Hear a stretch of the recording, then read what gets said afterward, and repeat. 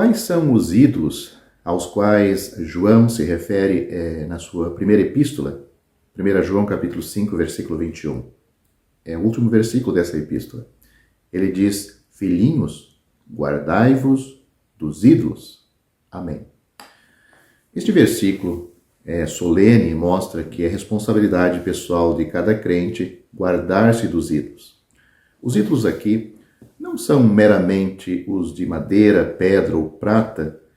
Eles podem incluir estes, mas refere-se também a muitas coisas neste mundo que encheriam o coração e nos distrairiam da pessoa de Cristo, nos afastariam dele.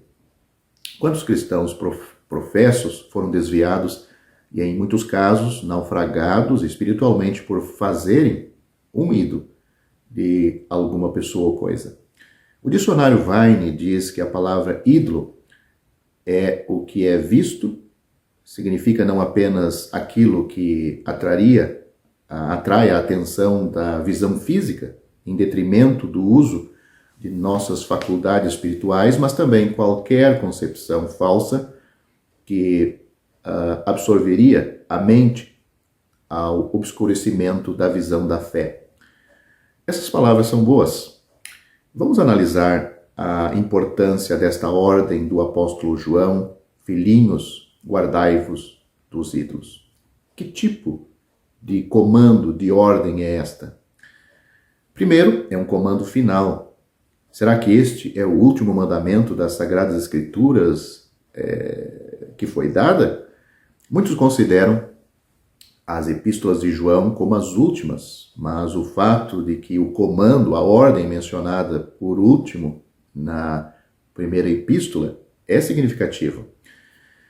É um final apropriado para esta epístola, para esta carta, e mostra a preocupação do apóstolo João pelos cristãos que ele ensinou. Havia muitos perigos que surgiram nos dias de João, procurando enganar o coração, mas a maneira de prosperar espiritualmente é obedecer a este imperativo: guardai-vos dos ídolos.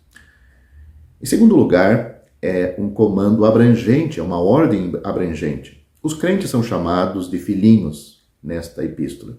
Este é o termo carinhoso de João para todos os verdadeiros crentes. A expressão inclui todo crente. Esta não é uma ordem para os pais, jovens e filhinhos, como está em 1 João, capítulo 2, do versículo 12 a 13.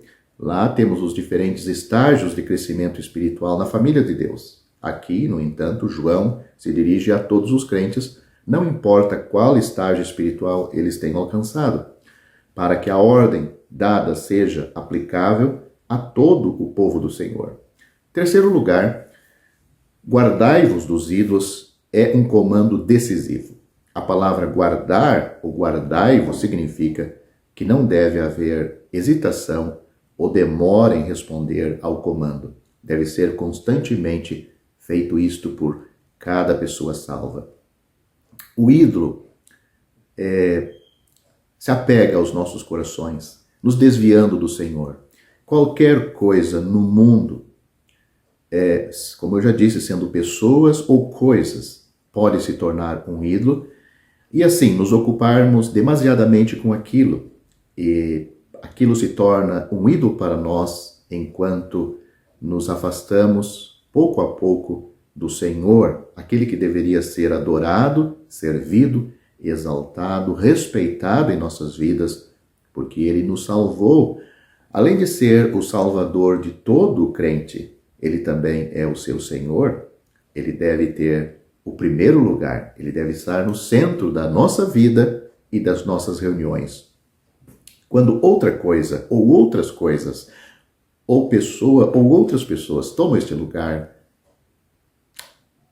fizemos disto um ídolo e perdemos o Senhor do centro das nossas vidas e também, infelizmente, das nossas reuniões.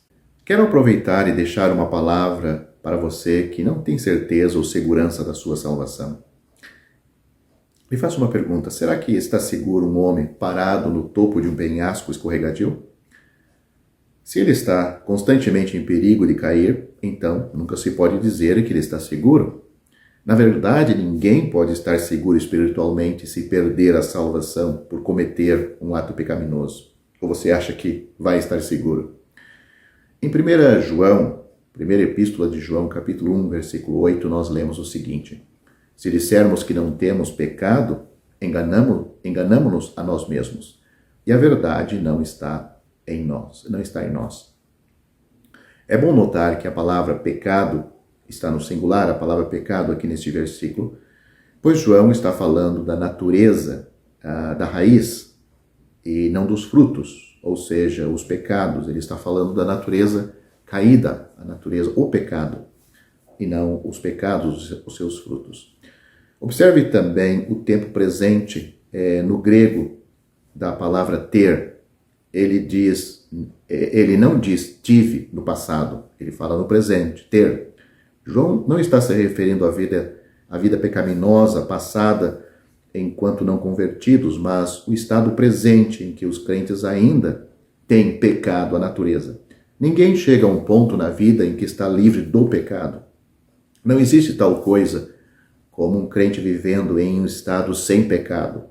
E, portanto, não será possível para um crente estar seguro, sem perder a salvação, se depender dele estar sem pecado, a natureza. Isto só ocorre na hora da morte ou com a vinda do Senhor Jesus no arrebatamento. Jesus disse: as minhas ovelhas ouvem a minha voz, eu as conheço e elas me seguem. Eu lhes dou a vida eterna e nunca perecerão, nem ninguém as arrebatará da minha mão. João capítulo 10, versículos 27 e 28. Não há condições observadas neste texto, apenas declarações de fato absoluto. As ovelhas são de Cristo, elas ouvem a sua voz, ele as conhece, elas o seguem. Ele lhes dá a vida eterna, elas nunca perecerão e ninguém as arrancará de sua mão. Ele não diz: se as ovelhas ouvem a minha voz, elas são realmente minhas ovelhas. Ele não diz também: se as ovelhas me seguem, eu lhes darei a vida eterna. Elas não se tornarão suas ovelhas ouvindo sua voz e não recebem a vida eterna seguindo-o. Uma transação ocorreu anteriormente que já as tornou suas ovelhas. O Senhor Jesus disse no versículo 29 que a transação ocorreu quando seu pai deu, note, esta palavra está no passado, as ovelhas a ele. João capítulo 10, versículo 29. Agora que eles ou elas pertencem a Cristo, é de se esperar que as ovelhas façam o que as ovelhas geralmente fazem. Elas conhecem a voz de seu pastor e seguem sua liderança. Elas não seguirão nenhuma outra voz. Ele deixou isto claro nos versículos 4 a 5. As ovelhas o seguem, porque conhecem a sua voz, e não seguirão o estranho, mas fugirão dele, porque não conhecem a voz dos estranhos. Jesus disse: eu sou a porta, se alguém entrar por mim, salvar-se-á, ou será salvo, e entrará e sairá e achará pastagens. É uma figura de uma ovelha. João capítulo 10, versículo 9. Alguns defensores da segurança condicional sobre a salvação argumentarão que podemos seguir o Senhor Jesus hoje e seguir outra pessoa amanhã. Se assim for, devemos nos arrepender e começar a seguir o Senhor novamente. O texto argumenta contra esta possibilidade. As ovelhas de Cristo seguem a Ele e somente a Ele. Elas não obedecem nenhuma outra voz. A peregrinação cristã não é tratada em João capítulo 10. As ovelhas de Cristo o seguem. No entanto, nenhuma ovelha faz isto perfeitamente. Por sua própria natureza, as ovelhas vagueiam às vezes. Mas vagar e seguir a voz de outra pessoa são duas coisas bem diferentes. O que acontece quando as ovelhas vagueiam? E se elas não seguirem sua liderança o tempo todo? O que acontece? Se vagueiam e não seguem a sua liderança o tempo todo, elas ainda são propriedades do pastor? Elas ainda são suas ovelhas? Elas ainda estão sob seus cuidados? Sim. Quando elas vagueiam, o pastor realmente as estimula, junto com seu cajado, a seguir na direção certa novamente. Mesmo se elas vagueiam longe, ele vai atrás das ovelhas, porque elas são suas ovelhas.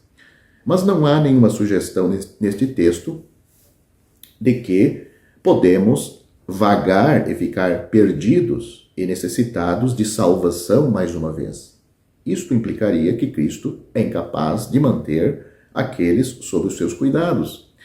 Poderíamos ter esperado que o Senhor Jesus dissesse no versículo 24, aí de João capítulo 10, as minhas ovelhas ouvem a minha voz e me conhecem. Em vez disso, ele disse, eu as conheço. Porque ele está enfatizando a segurança das ovelhas, seu conhecimento delas é mais importante do que seu conhecimento dele, ou seja, o conhecimento dele pelas ovelhas é mais importante do que o conhecimento das ovelhas dele, em relação a ele. Porque Cristo conhece suas ovelhas, ele nos guardará e protegerá. O uso da palavra mão, aqui no texto, na declaração do Senhor, ninguém as arrebatará da minha mão, não está enfatizando tanto uma mão física, de 5 dedos, que envolve o crente, mas sim o fato de que as ovelhas estão sob os seus cuidados e custódia. As ovelhas pertencem a ele.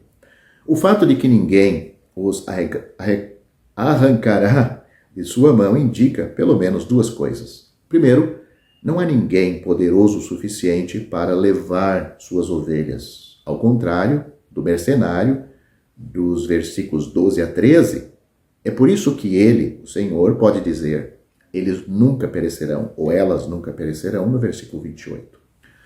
Segundo, as ovelhas nunca se tornarão propriedade de ninguém, mas sempre pertencerão a ele. Os falsos ensinadores geralmente ignoram a ênfase desta passagem na propriedade minhas ovelhas, meu Pai que mas deu elas. E, portanto, perdem detalhes importantes. Além disso, eles costumam argumentar que, embora ninguém mais possa nos tirar da mão de Cristo, podemos nos retirar voluntariamente. Isso adiciona ao texto o que não está lá. Jesus não disse, ninguém mais as arrebatará da minha mão. Ele disse, ninguém, incluindo aquele na mão de Cristo. A menção de seu Pai no versículo 29 é linda e fornece uma dupla segurança para o crente. A frase que conclui os versículos 28 e 29 são quase idênticas. Uma diferença é que ele disse que ninguém deverá nos arrancar de sua mão, versículo 28. Ele acrescenta que ninguém pode nos arrancar da mão de seu Pai, no versículo 29. Nenhuma ovelha se perderá, porque nenhuma ovelha pode se perder. Ele é tão forte que as ovelhas nunca precisam temer. Jamais pereceremos. Nos foi dada a vida eterna. Estamos nas mãos divinas, porque pertencemos ao bom pastor. O Senhor Jesus Cristo disse, quem ouve a minha palavra e crê naquele que me enviou, não entrará em condenação, mas passou da morte para a vida. Ele também disse, Deus enviou seu Filho ao mundo, não para que condenasse o mundo, mas para que o mundo fosse salvo por ele. Quem crê nele não é condenado, mas quem não crê já está condenado. Só tem 2 classes aqui, os que creem e os que não creem. Aqueles que creram no Senhor Jesus estão salvos, seguros, eternamente seguros. Aqueles que não são salvos, eles nunca mudaram a sua situação, eles não tinham uma outra situação, eles tinham só a situação de condenados. É assim que você está se você não está salvo. Você não precisa praticar nenhum pecado para ser condenado ao inferno. Cristo veio salvar você porque já está condenado. Você já tem pecado suficiente, não precisa praticar mais nenhum. Você já está condenado ao inferno. O que você precisa é de um Salvador. Este Salvador lhe dá total segurança. Ele disse, repito, eu sou a porta, se alguém entrar por mim, será salvo. O apóstolo Pedro disse, em nenhum outro há salvação, porque também debaixo do céu nenhum outro nome há dado entre os homens, pelo qual devamos ser salvos. Só por Jesus é que nós somos salvos. E continuamos sendo salvos eternamente. Atos capítulo 4, versículo 12. Você, querendo ser salvo, você tem que crer no Senhor Jesus Cristo. Você também será salvo. Atos capítulo 16, versículo 31.